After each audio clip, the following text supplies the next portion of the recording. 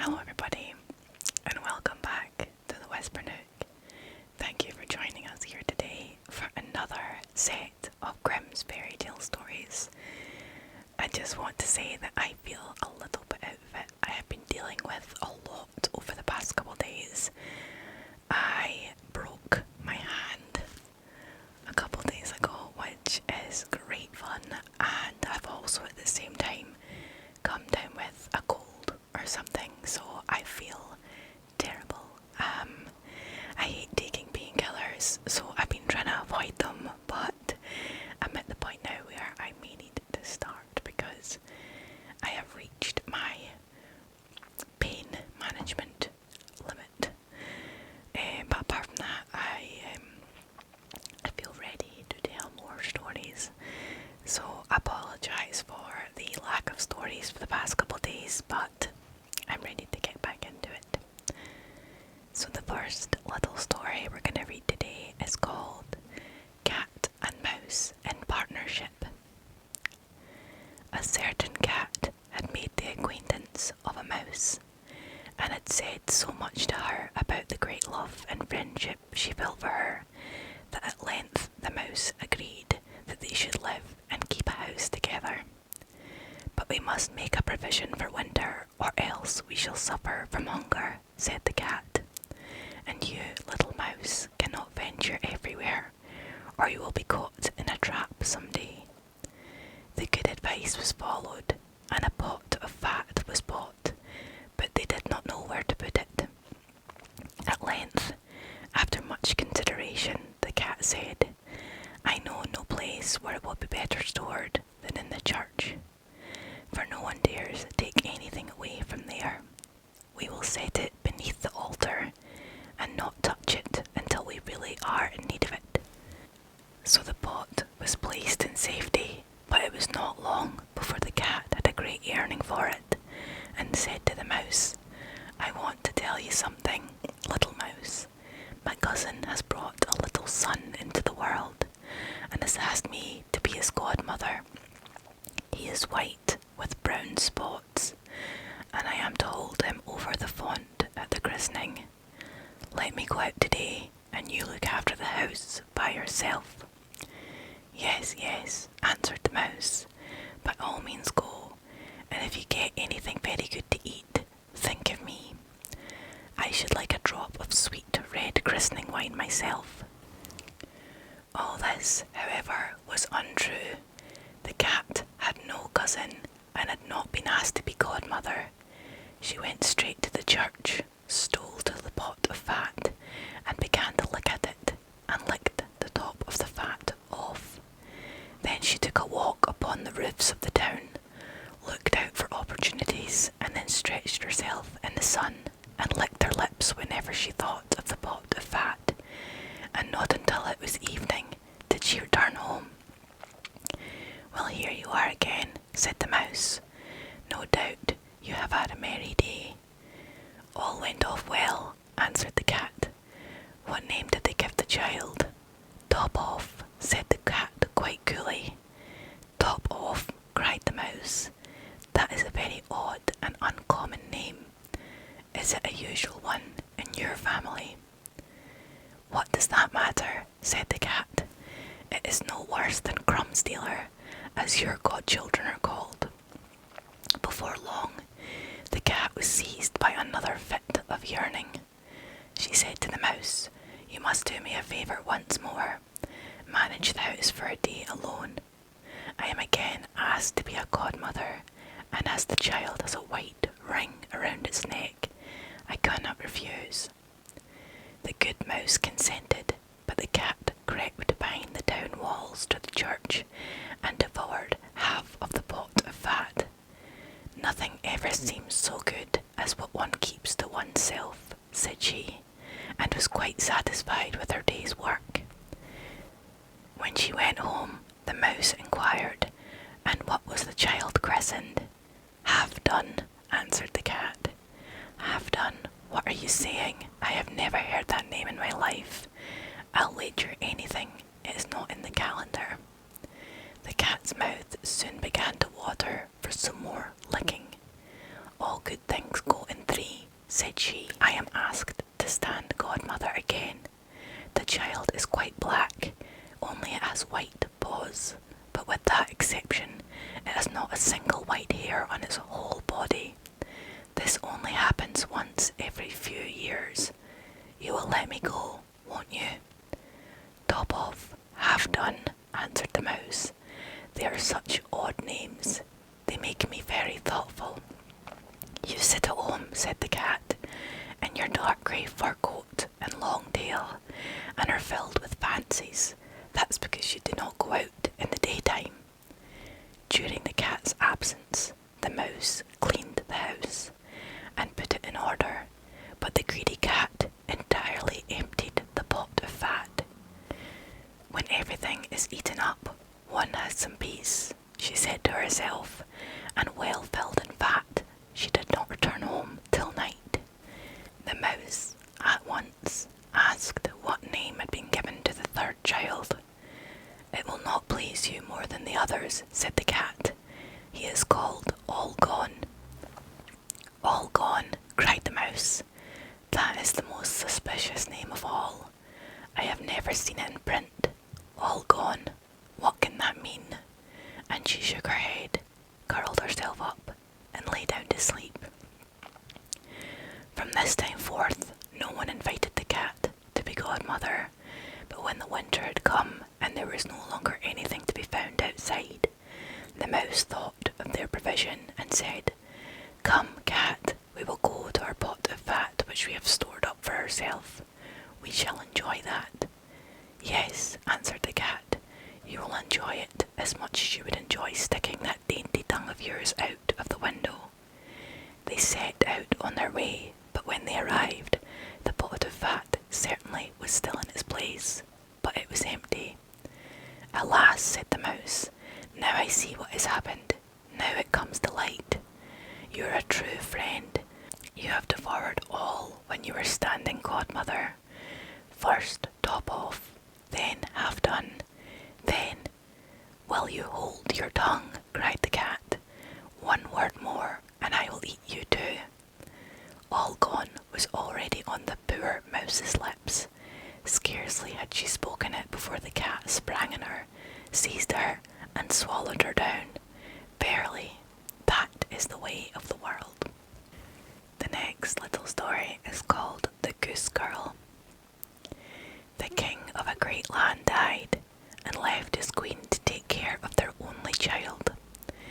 This child was a daughter who was very beautiful, and her mother loved her dearly, and was very kind to her. And there was a good fairy too, who was fond of the princess, and helped her mother to watch over her. When she grew up, she was betrothed to a prince who lived a great way off, and as the time grew near for her to get married, she got ready to set off on her journey to his country. Then the queen, her mother, packed up a great many costly things, jewels and gold and silver, trinkets, fine dresses, and in short, everything that became a royal bride. And she gave her a waiting maid to ride with her, and give her into the bridegroom's hands, and each had a horse for their journey.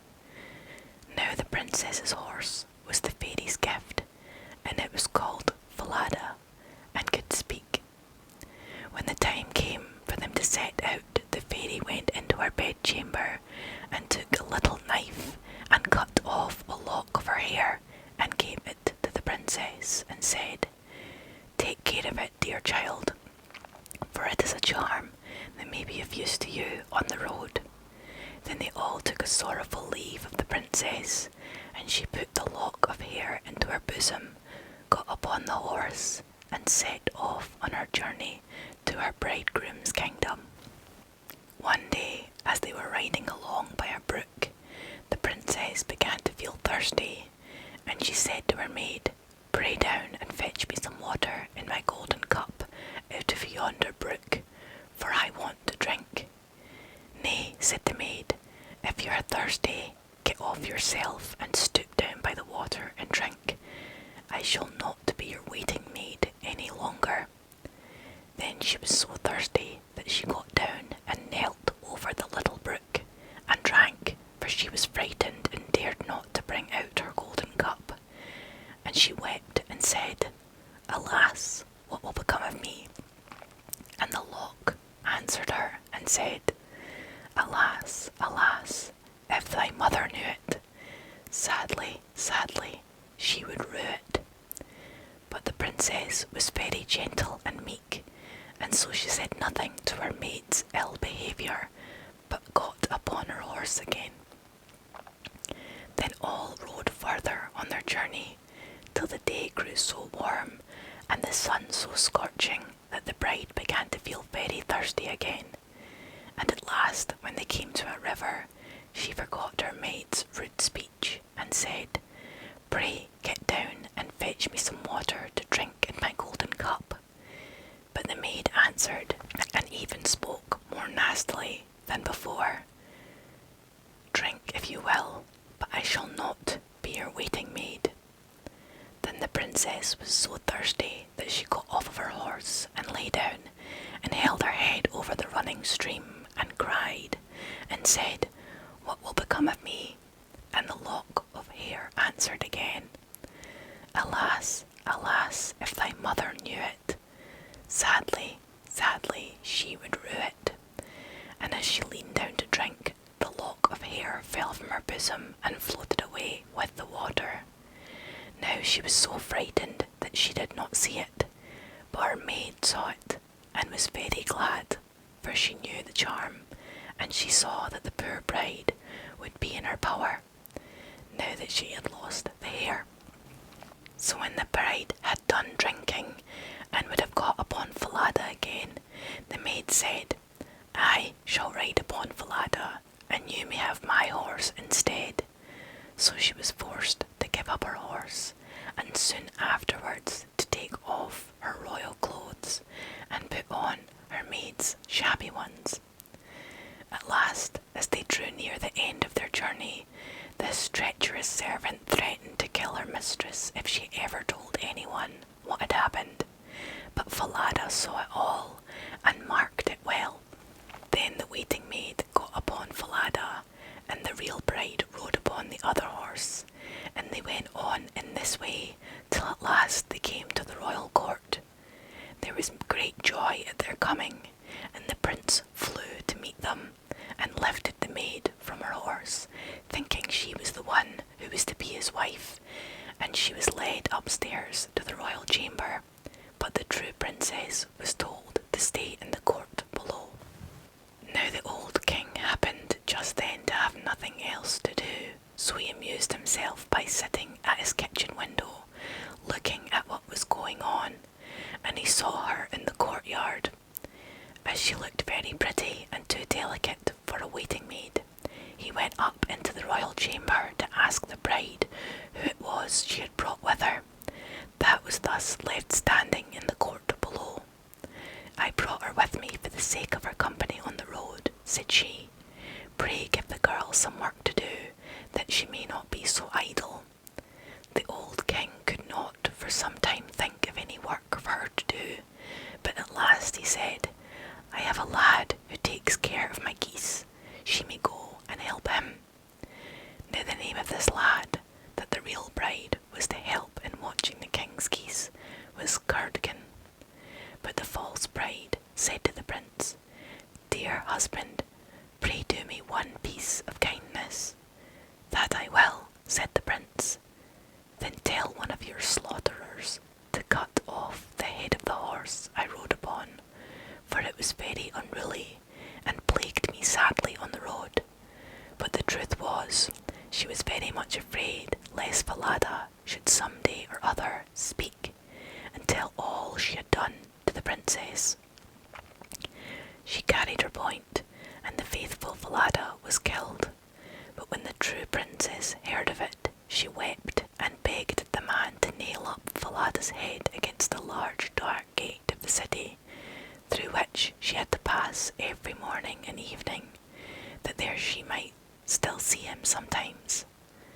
Then the slaughterer said he would do as she wished, and cut off the head, and nailed it up under the dark gate. Early the next morning, as she and Curdken went out through the gate, she said sorrowfully, "Falada, Falada, there thou hangest."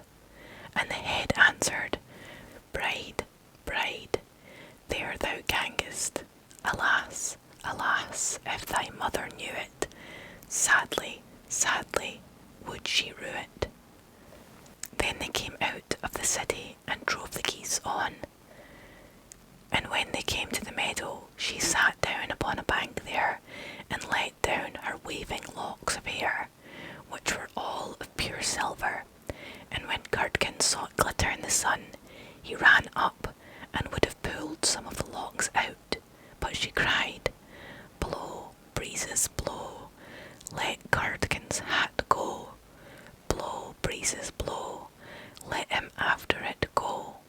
O'er hills, dales, and rocks, away be it whirled, till the silvery locks are all combed and curled." Then there came a wind so strong that it blew off Curdken's hat, and away it flew over the hills, and he was forced to turn and run after it. By the time he came back, she had done combing and curling her hair, and had put it up safe again. Then he was very angry and sulky, and would not speak to her at all, but they watched the geese until it grew dark in the evening, and then drove them homewards. The next morning, as they were going through the dark gate, the poor girl looked up at Falada's head and cried, "Falada, Falada, there thou hangest." And the head answered, "Bride, bride, there thou gangest. Alas, alas, if thy mother knew it, sadly, sadly would she rue it." Then she drove on the geese and sat down again in the meadow and began to comb out her hair as before, and Curdken ran up to her and wanted to take a hold of it, but she cried out quickly, "Blow, breezes, blow, let Curdken's hat go. Blow, breezes, blow, let him after it go. O'er hills, dales, and rocks, away be it whirled, till the silvery locks are all combed and curled." Then the wind came and blew his hat, and off it flew a great way, over hills and far away, so that he had to run after it. And when he came back, she had bound up her hair again, and all was safe. So they watched the geese till it grew dark. In the evening, after they came home, Curdken went to the old king and said, "I cannot have that strange girl to help me to keep the geese any longer." "Why?" said the king. "Because instead of doing any good, she does nothing but tease me all day long." Then the king made him tell him what had happened, and Curdken said, "When we go in the morning through the dark gate with our flock of geese, she cries and talks with the head of the horse that hangs upon the wall, and says, 'Falada, Falada, there thou hangest.' And the head answers, 'Bride, bride, there thou gangest. Alas, alas, if thy mother knew it, sadly, sadly would she rue it.'" And Curdken went on telling the king what had happened upon the meadow where the geese fed, how his hat had blown away, and how he was forced to run after it and to leave his flock of geese to themselves. But the old king told the boy to go out again the next day, and when morning came, he placed himself behind the dark gate and heard how she spoke to Falada, and how Falada answered. Then he went into the field and hid himself in a bush by the meadow's side, and he soon saw with his own eyes how they drove the flock of geese, and how after a little time she let down her hair that glittered in the sun. And then he heard her say, "Blow, breezes, blow, let Curdken's hat go. Blow, breezes, blow, let him after it go. O'er hills, dales, and rocks, away be it whirled, till the silvery locks are all combed and curled." And gale of wind and carried away Curdken's hat, and away went Curdken after it, while the girl went on combing and curling her hair. All this the old king saw, so he went home without being seen, and when the little Goose Girl came back in the evening, he called her aside and asked her why she did so.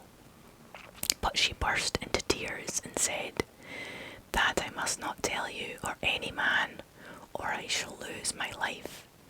But the old king begged so hard that she had no peace till she had told him all the tale, from beginning to end, word for word. And it was very lucky for her that she did so, for when she had done, the king ordered the royal clothes to be put upon her, and gazed on her with wonder. She was so beautiful. Then he called his son and told him that he had only a false bride, for she was merely a waiting maid, while the true bride stood by. And the young king rejoiced when he saw her beauty and heard how meek and patient she had been. And without saying anything to the false bride, the king ordered a great feast to be got ready for all his court. The bridegroom sat at the top, with the false princess on one side and the true one on the other, but nobody knew her again, for her beauty was quite dazzling to their eyes, and she did not seem at all like the little Goose Girl, now that she had her brilliant dress on. When they had eaten and drank and were very merry, the old king said he would tell them a tale. So he began and told all the story of the princess as if it were one that he had once heard, and he asked the true waiting maid what she thought ought to be done to anyone who would behave like this.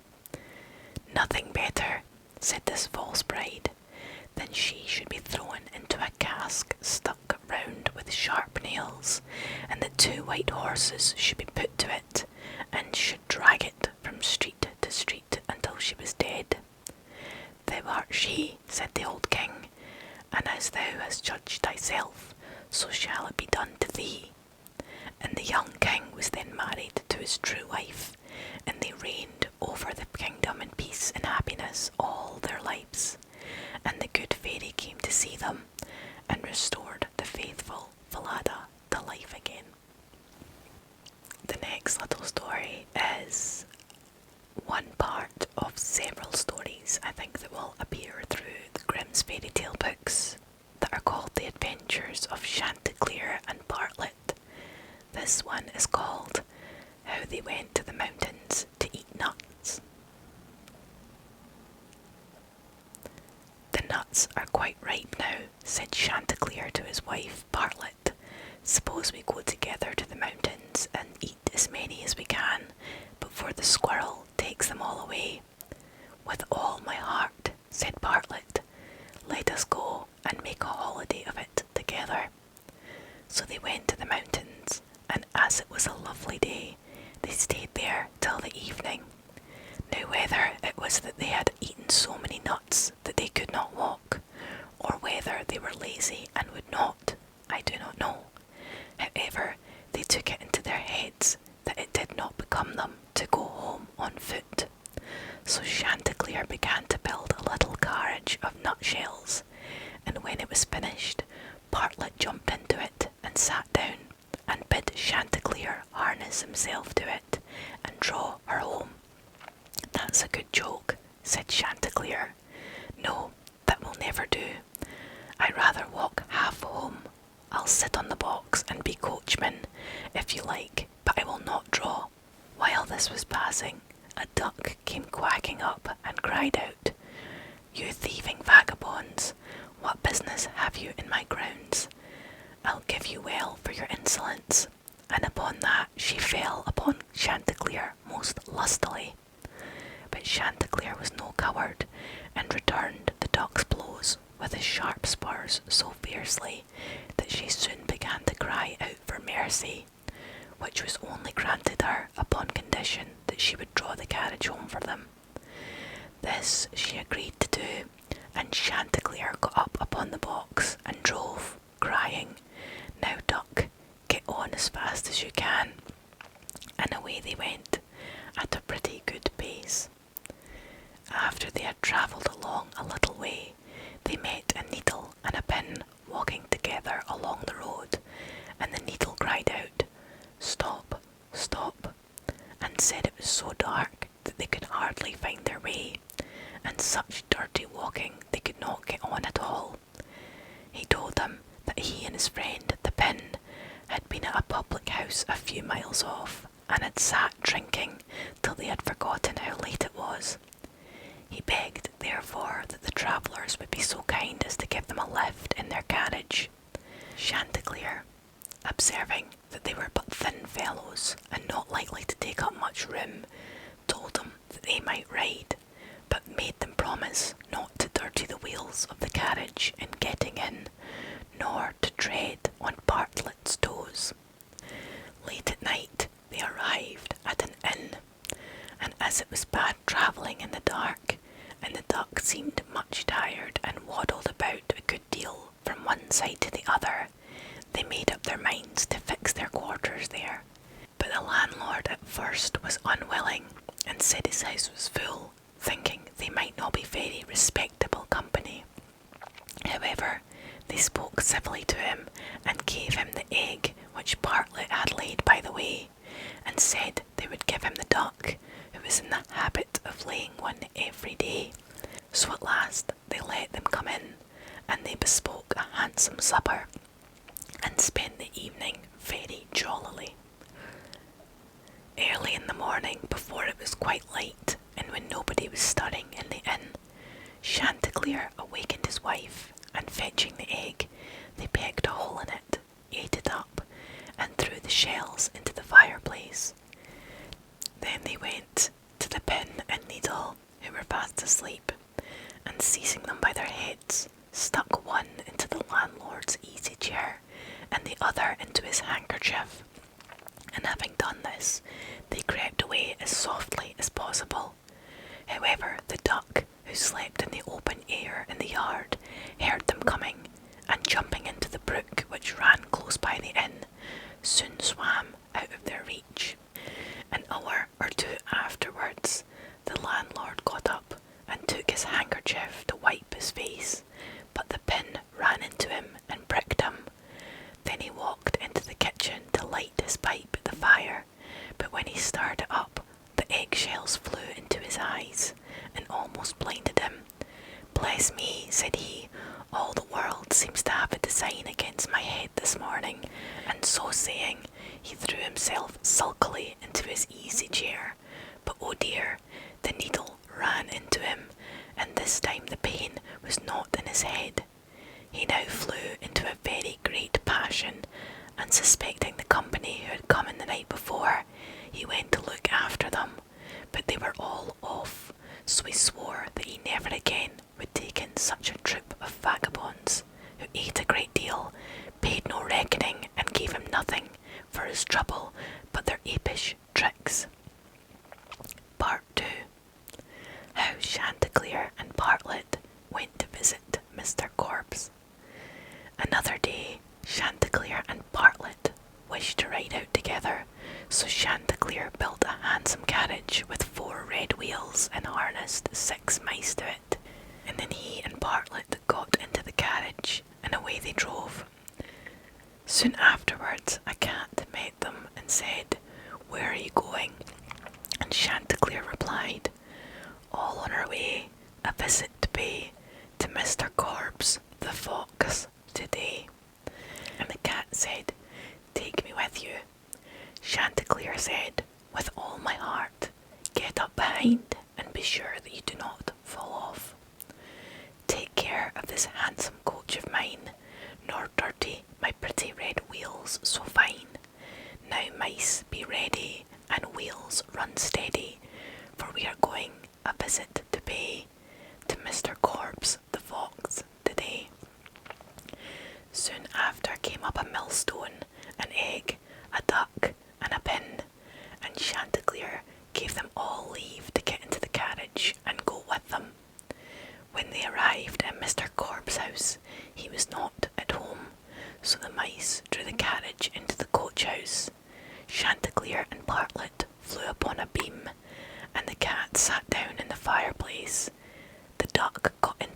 washing cistern. The pin stuck himself into a bed pillow. The millstone laid himself over the house door, and the egg rolled himself up in the towel.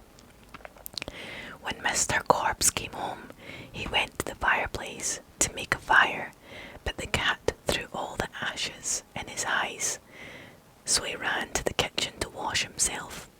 But there the duck splashed all the water in his face, and when he tried to wipe himself, the egg broke to pieces in the towel all over his face and eyes. Then he was very angry and went without his supper to bed.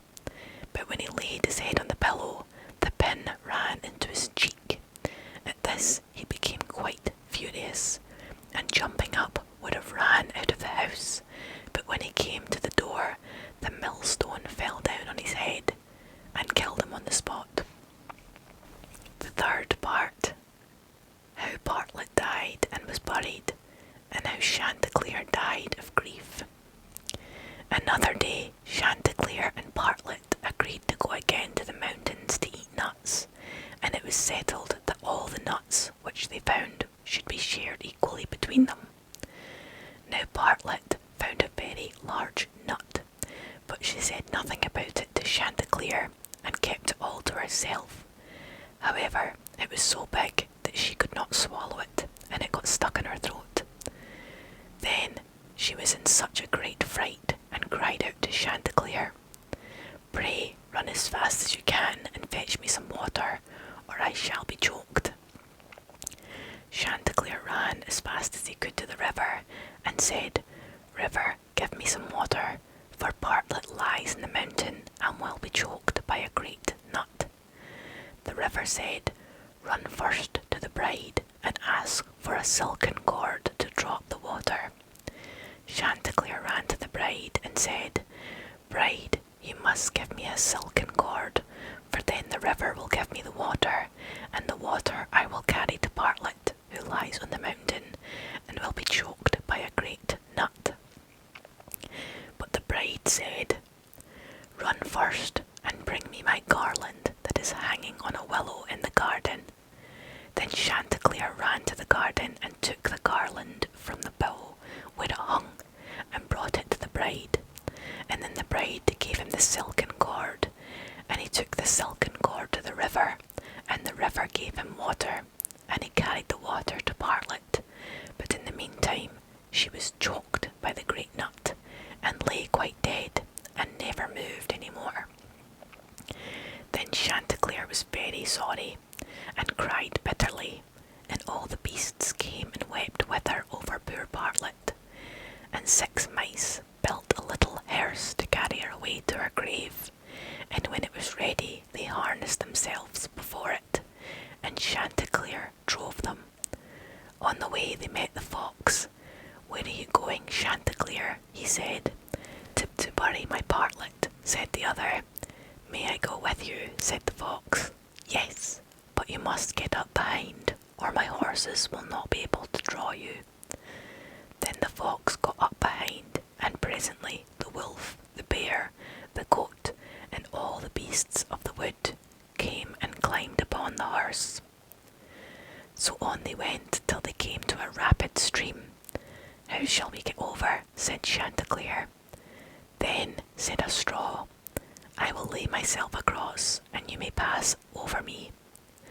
But as the mice were going over, the straw slipped away and fell into the water, and the 6 mice all fell in and were drowned.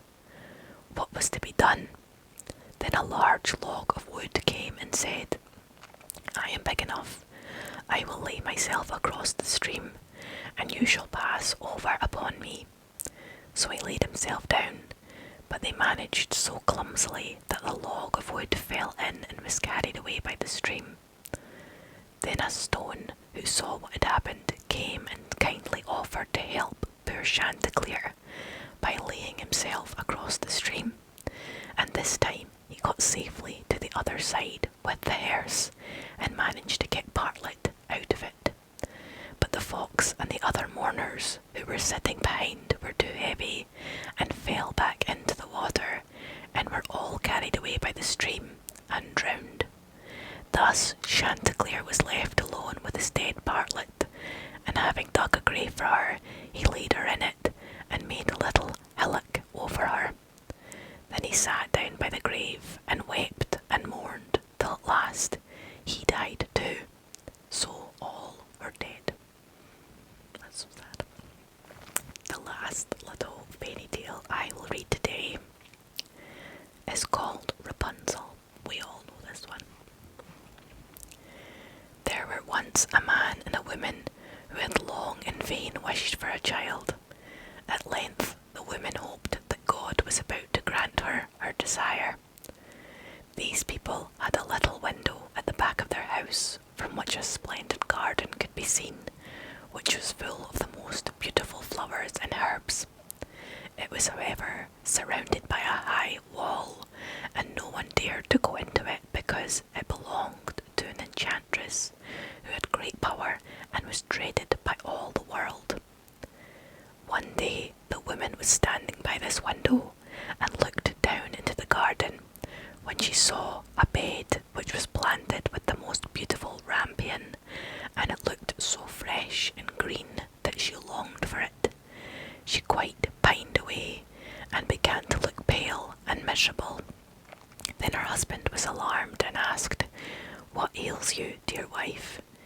"Ah," she replied, "if I can't eat some of the rampion which is in the garden behind our house, I shall die." The man who loved her thought, "Sooner than let your wife die, bring her some of the rampion yourself, let it cost what it will." At twilight he clambered down over the wall into the garden of the enchantress, hastily clutched a handful of rampion and took it to his wife. She at once made herself a salad of it and ate it greedily. It tasted so good to her, so very good, that the next day she longed for it 3 times as much as before. If he was to have any rest, her husband must once more descend into the garden. In the gloom of the evening, therefore, he let himself down again, but when he had clambered down the wall, he was terribly afraid, for he saw the enchantress standing before him. "How can you dare," said she with an angry look, "descend into my garden and steal my rampion like a thief? You shall suffer for it." "Ah," answered he, "let mercy take the place of justice. I only made up my mind to do it out of necessity. My wife saw your rampion from the window and felt such a longing for it that she would have died if she had not got some to eat." Then the enchantress allowed her anger to be softened, and said to him, "If the case be as you say, I will allow you to take away with you as much rampion as you will. Only I make one condition. You must give me the child which your wife will bring into the world. It shall be well treated, and I will care for it like a mother." Then the man, in his terror, consented to everything, and when the woman was brought to bed, the enchantress appeared at once, gave the child the name of Rapunzel, and took it away with her. Rapunzel grew into the most beautiful child under the sun. When she was 12 years old, the enchantress shut her into a tower, which lay in a forest, and had neither stairs nor door, but quite at the top was a little window.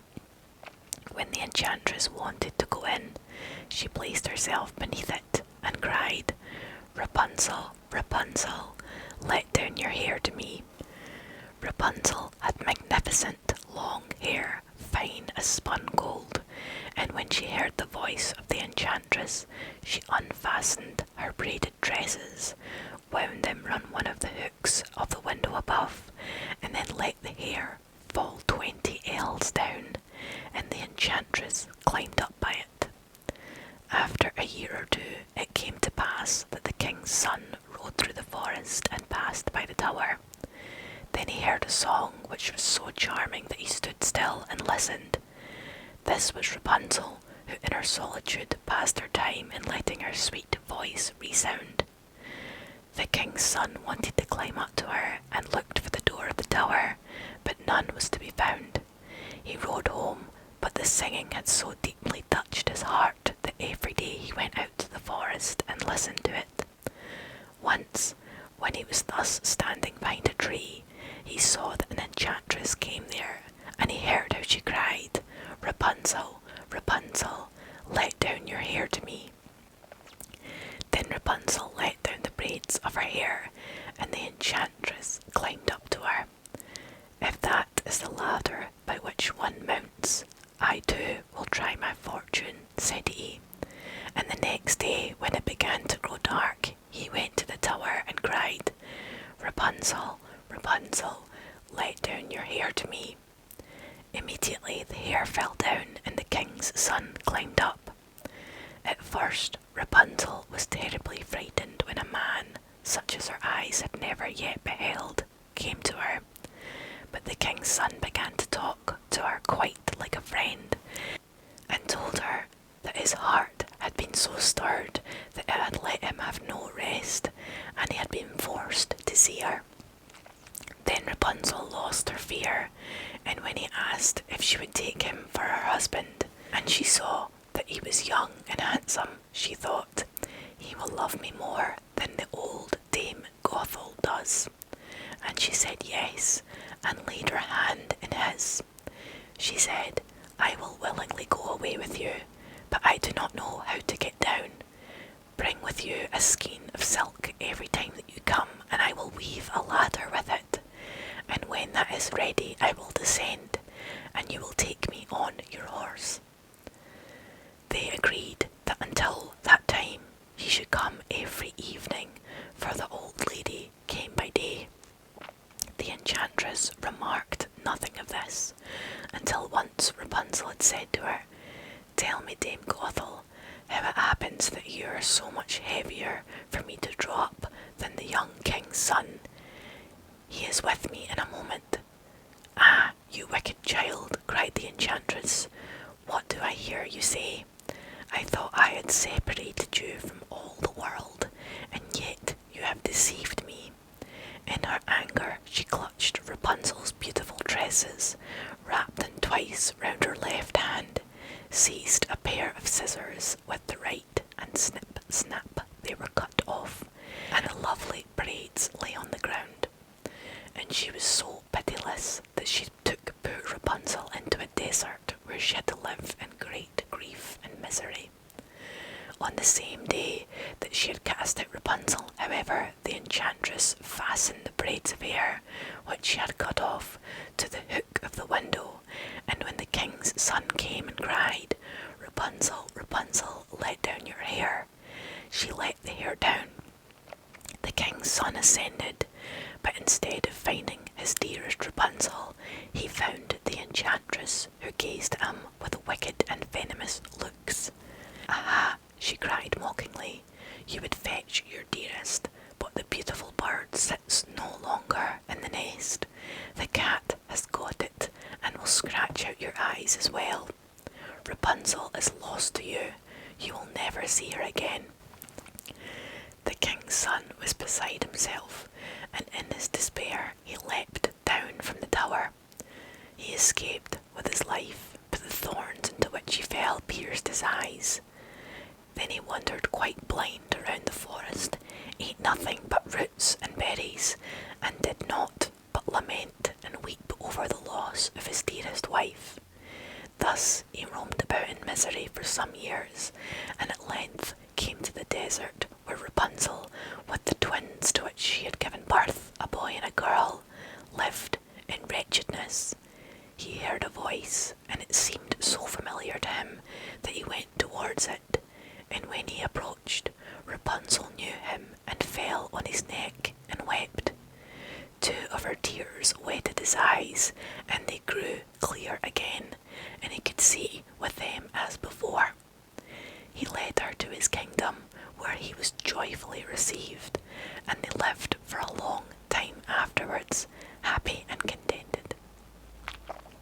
I thought for a while that wasn't going the way that I knew that story, but I'm glad they made it in the end.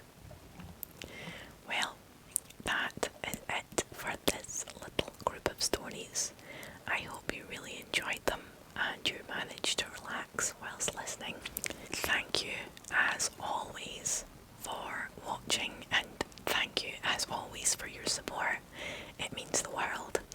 And you may have noticed, just as a final note, these lights in the background, they are like a maple leafy tree set of lights that my boyfriend got for me to help set up my little Whisper Nook corner, so I'm very grateful for those as well. So I hope you like those. Makes it seem a bit cozier, I think, so I really like them. So thank you for joining me here today, and I will see you very, very soon in my next video. So until then,